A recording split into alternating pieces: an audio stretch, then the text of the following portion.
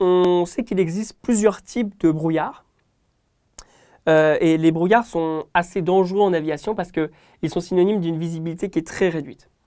On parle de brouillard lorsque la visibilité est inférieure à 1 km. On peut mesurer le risque d'apparition de brouillard à l'aide d'un appareil qui s'appelle un psychromètre. Et ce psychromètre va en fait mesurer la température et ce qu'on appelle la température de point de rosée. Et lorsque ces deux températures sont très très proches, on peut s'attendre à du brouillard.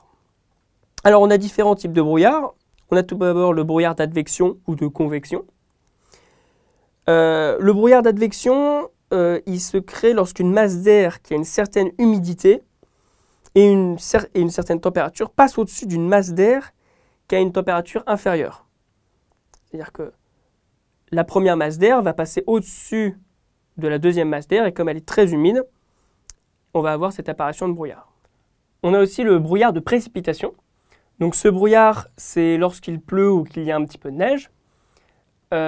Ces précipitations vont rencontrer une masse d'air qui n'est pas très humide. Ces précipitations vont humidifier cette masse d'air.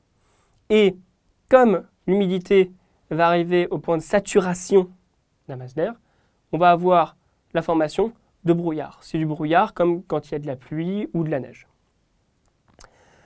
Enfin, on va avoir le brouillard d'évaporation. Donc ça, c'est du brouillard qu'on peut retrouver au-dessus des lacs, des cours d'eau, ce genre de points d'eau. Et on l'observe quand on peut trouver une inversion de température. C'est-à-dire que lorsqu'il y a des températures et des vents qui sont faibles, les sources d'humidité, justement, vont saturer l'air environnant. L'eau dans les cours d'eau va alors s'évaporer et ça sert d'apport justement à cette vapeur d'eau qu'on va retrouver au-dessus des cours d'eau, au-dessus des lacs. Ce type de phénomène, on peut aussi l'observer près des maisons ou des zones industrielles en hiver avec un temps qui est assez froid et parce que le chauffage en fait, des maisons et des zones industrielles, ça va apporter de l'humidité. On peut aussi appeler ça du brouillard givrant. On a un cas un peu particulier qui s'appelle la brume.